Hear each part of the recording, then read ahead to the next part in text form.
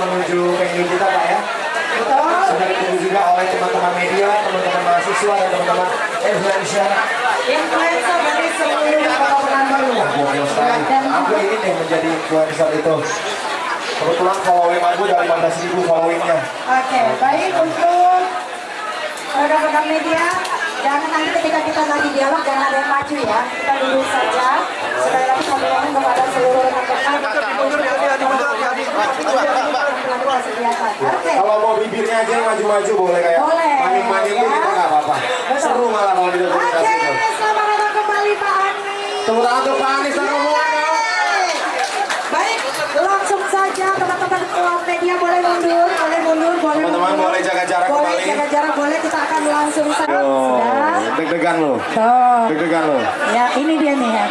Oke, sudah ya. Yuk, sudah. Nanti kita akan langsung dialog loh ini teman-teman ya. Iya. Oke, kita akan langsung dialog. Oke. Sip, yuk. Oke, baik.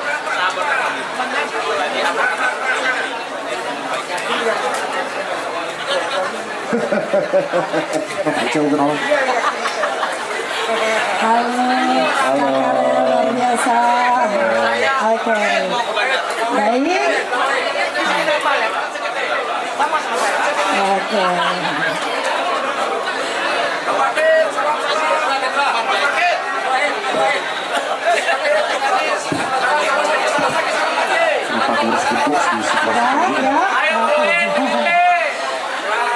Luar biasa.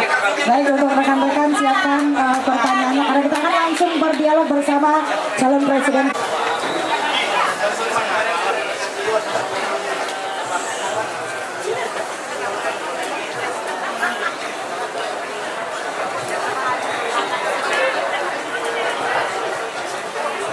Assalamualaikum warahmatullahi wabarakatuh.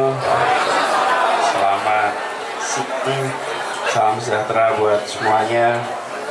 Ini kelihatannya generasi baru semua nih kumpul di sini ya. Generasi baru. Kalau lihat daftarnya nih teman-teman mahasiswa, para pegiat mahasiswa, boleh beri tepuk tangan untuk para pegiat mahasiswa kita. Kemudian teman-teman yang aktif di sosmed, ini influencer, wah, luar biasa. Tepuk tangan untuk teman-teman semua.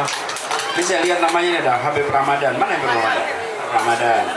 Rizky Maulana, Irfan Asmara, Karla, Karla.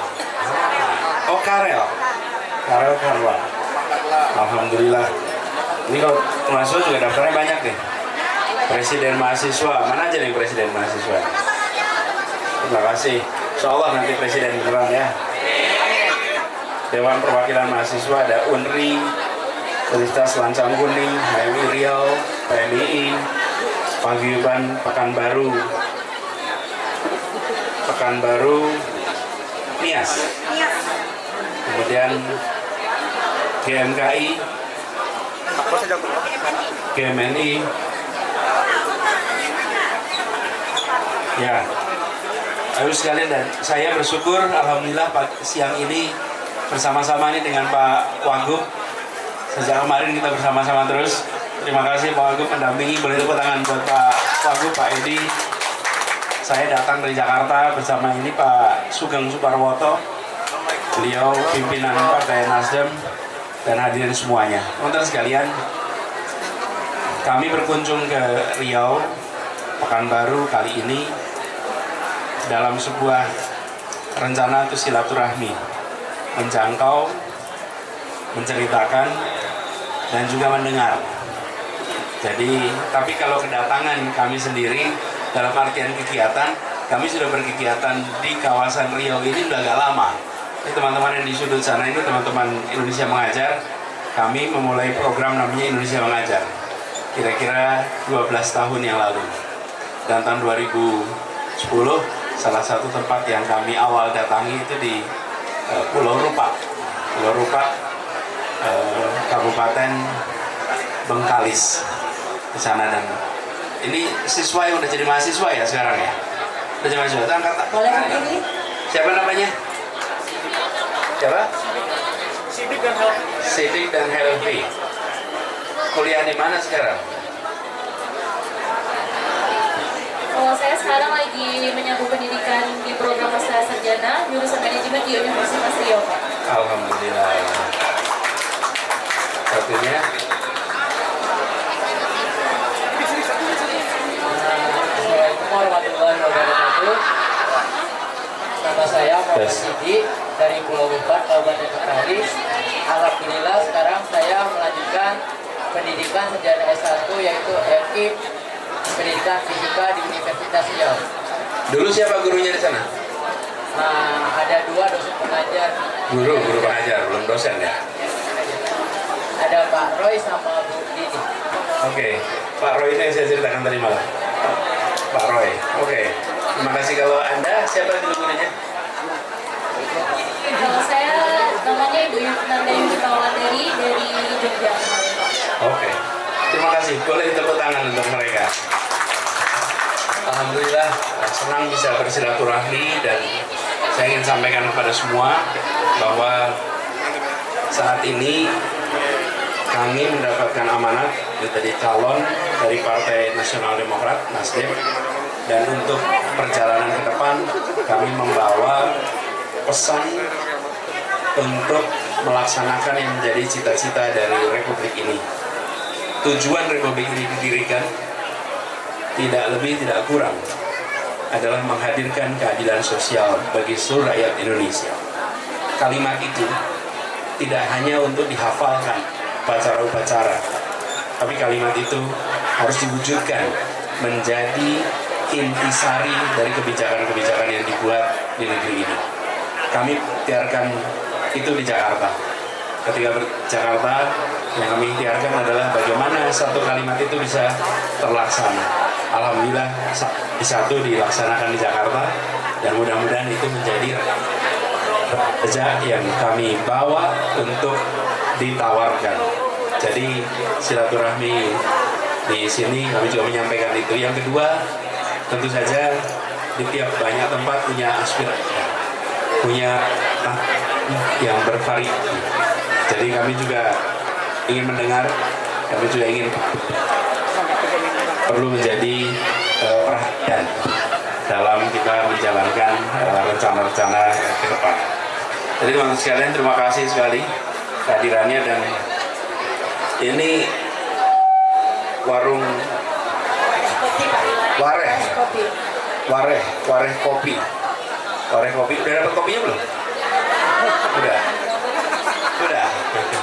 Ya, saya juga mau nanti kopinya ya. Sangernya enak Pak, sanger. Sanger ya, boleh ya. Ya.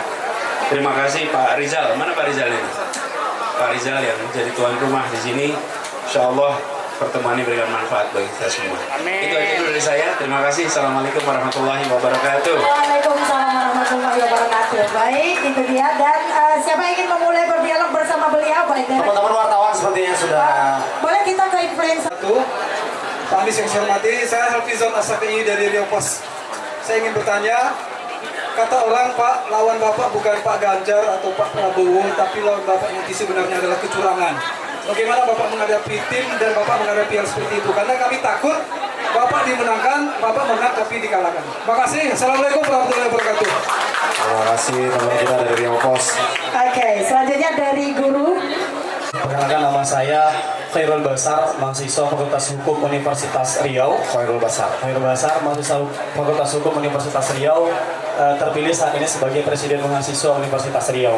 Yang pertama, hari ini kita sampaikan bahwa mahasiswa adalah mitra oposisi dari pemerintah. Kemudian hari ini kita juga lihat bahwa berbagai macam gerakan mahasiswa terus hadir dan lahir untuk selalu senantiasa mengkritik setiap kebijakan-kebijakan yang lahir ketika itu tidak pro terhadap rakyat dan juga mahasiswa. Yang pertama, pertanyaan saya adalah bagaimana tanggapan Bapak terkait gerakan-gerakan mahasiswa yang suatu saat nanti akan ada ketika pro dan kontranya kebijakan antara kebijakan pemerintah dengan kebijakan yang kita anggap tidak pro terhadap masyarakat dan mahasiswa. Itu yang pertama. Yang kedua adalah apa yang akan Bapak berikan untuk Riau, karena sampai saat ini kita lihat bahwa ketika ada Presiden Republik Indonesia itu sangat minim dan sangat jarang sekali untuk datang ke Riau. Maka hari ini kita sampaikan, apakah hari ini ketika ada masa-masa pencalonan sebagai seorang presiden, Bapak hadir ke Riau pada hari ini, lalu apakah nanti yang akan Bapak berikan untuk Riau, dan apa tanggapan Bapak ke depan? Apakah Bapak akan ingin kembali datang hadir ke Riau untuk menyapa seluruh masyarakat Riau? Terima kasih. Assalamualaikum. Sangat yakin dengan track record Riau. Saya ingin bertanya Pak, jikalau Bapak nanti diamanahkan menjadi presiden di 2024, bagaimana pandangan Bapak terhadap pendidikan dan guru tenaga pendidik? Sebab saya pernah mendengar statement Bapak di salah satu acara, Bapak menyatakan bahwa sejatinya yang berdiri di depan kelas itulah yang mencerdaskan anak bangsa. Namun faktanya ketika kita melihat guru hari ini, distribusi guru tidak merata dan guru kualitasnya rendah. Nah, bagaimana strategi Bapak terkait pendidikan dan guru? Sekali lagi namanya Bang siapa? Nama saya Afandi. Afandi, oke. Dari Pergerakan Mahasiswa Islam Indonesia Winsus Karyau. Oh ya, Suskarya, satu alma mater kita. Oke, satu orang lagi. Riau terkini Dokter. Ada dua pertanyaan yang ingin saya sampaikan pada Pak Anies. Pertama, mengenai aspirasi masyarakat Riau. Ada semacam daerah khusus di Riau. Tidak hanya karena kebudayaannya, tapi juga kekayaan alamnya. Kalau nanti Pak Anies diizinkan Allah untuk menjadi presiden, apakah aspirasi masyarakat Riau untuk menjadi daerah khusus, baik itu baik karena kebudayaannya, bahasa maupun juga kekayaan alamnya, akan Bapak akomodir? Yang kedua adalah fakta bahwasanya sistem demokrasi Indonesia ini timpang. Bahwasanya jumlah penduduk di Indonesia ini merusak demokrasi Indonesia.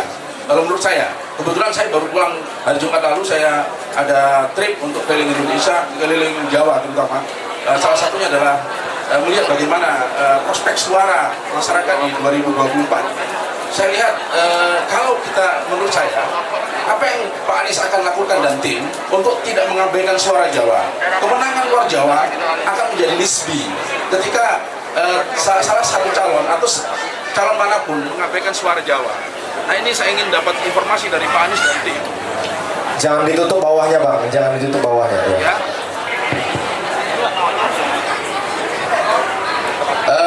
Apa yang akan dilakukan Pak Anies dan tim untuk memaksimalkan suara Jawa? Karena suara Jawa adalah penentu kemenangan siapapun yang ingin jadi presiden. Terima kasih Pak. Selamat datang Pak Anies di Bumi Raja Kuning. Ini sebuah kehormatan bagi kami warga Riau pada lihat Bapak di sini, bukan hanya sebagai calon presiden, tapi juga salah satu figur yang juga idol di Provinsi Riau. Mohon perkenan, nama saya Yuki Chandra, saya dari Radio Sinta, Pak. Ada pertanyaan yang selama ini melayuti kami Pak di Riau.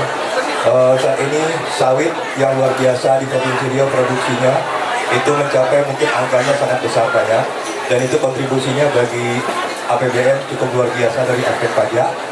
Namun sampai saat ini kami masih resah karena pemerintah kami belum mampu bagaimana agar dana pajak dari sektor sawit itu bisa mengalir ke APBD Pak. Demikian juga beberapa hal dari sumber daya alam yang memang diproduksi dari Riau seperti minyak bumi. Juga kepastiannya untuk daerah Riau kontribusinya seperti apa sampai saat ini masih jadi pertanyaan. Seandainya Allah berkenan memberikan amanah kepada Bapak, menempatkan Bapak sebagai RI 1, kira-kira apa yang akan Bapak perbuat? Terutama mungkin Bapak bisa memberikan kebijakan, tapi implementasinya seringkali tersendat di level berikutnya, apakah itu di kementerian ataupun di legislatif. Saya mohon ini dari Bapak. Terima kasih. Assalamualaikum warahmatullahi wabarakatuh. Waalaikumsalam warahmatullahi wabarakatuh. Baik, itu the last question.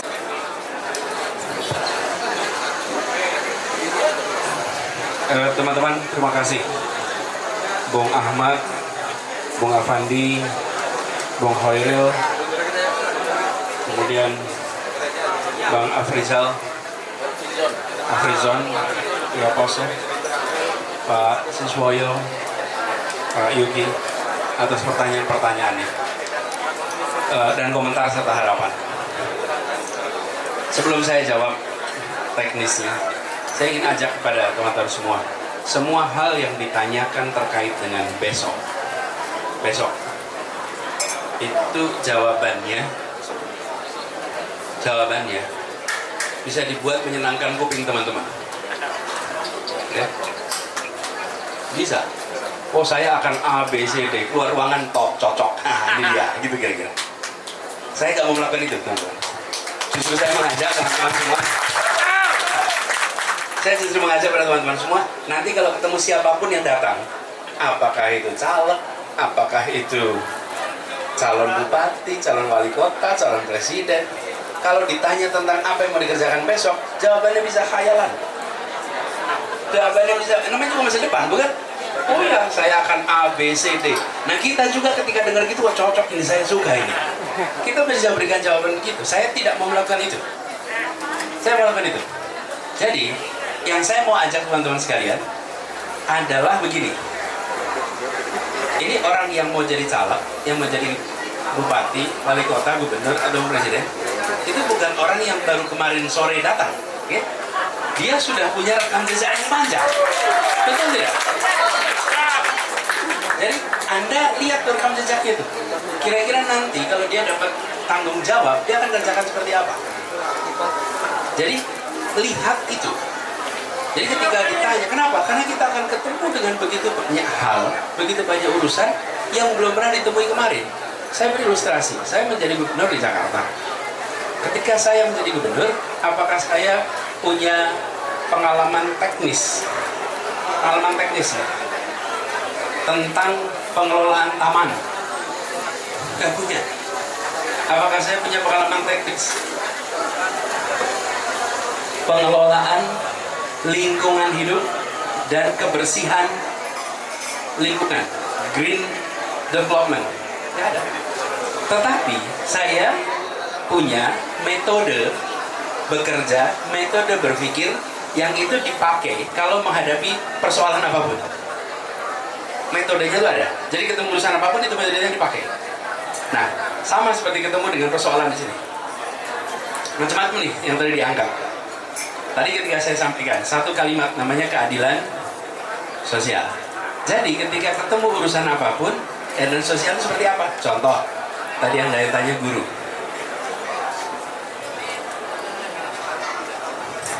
Bung Ahmad ya. Oh maaf bukan. Afandi. Guru bagaimana? Mana Afandi? Tadi tanya tuh. Guru kualitas terbatas, jumlah distribusi tidak merata misalnya.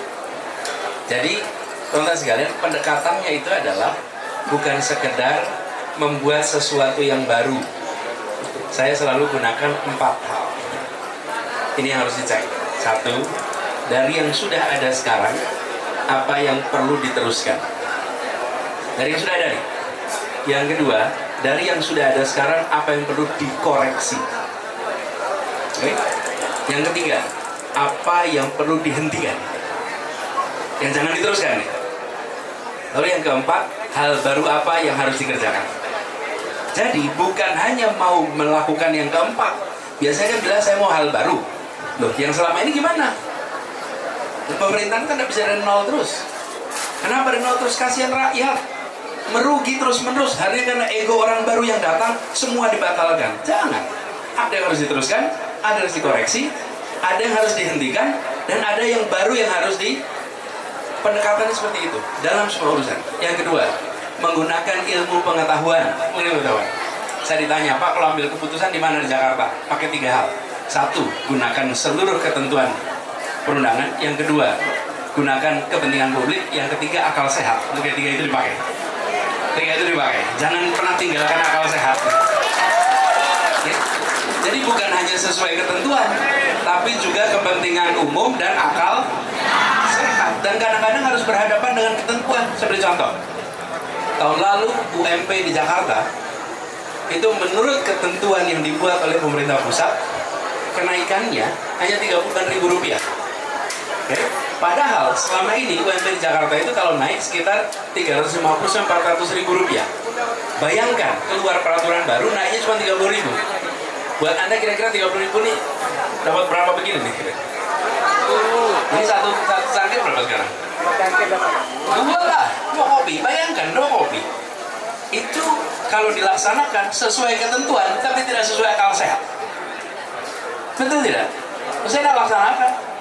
Kita lakukan di Jakarta tentu pakai aturan juga. Rujukannya apa? Rujukan untuk Jakarta itu punya undang-undang kekhususan daerah khusus ibu kota. Pakai peraturan itu kita naikkan UMP dengan persentase kenaikan yang sama dengan tahun yang sebelumnya. Diprotes, dianggap tidak sesuai ketentuan, dianggap itu melanggar. Kami diprotes ke PT UN. Kita jalan terus. Dan sekarang tahun ini nih, pemerintah pusat buat aturan yang serupa dengan keputusan kita tahun lalu. Iya. Jadi maksud saya, Influencer Kakak Habib Ramadan, Irfan Asmara, Theo Agung, Rizky Maulana, Febi Naswa kami, dan untuk mahasiswa ada Presma atau Ormas HMI, PMI, BM, UNRI, BEM Unilag, sama Kota Pancasila, Paguyuban Pekanbaru Nias, Paguyuban Pelalawan, Semi GMKI dan juga Semi GMNI dan semua ketua BEM sekota Pekanbaru. Betul, dan juga mengiringi dari kemarin beliau bersama Pak Edi Natar. Iya, Pak Edi, terima selamat kasih, siang Pak Edi. Pak, selamat datang kembali, Selamat ketemu pagi. lagi kita. Semangat Pak ya, Mas, semangat, masih seger aja, luar biasa ya. Fresh. Fresh, oke.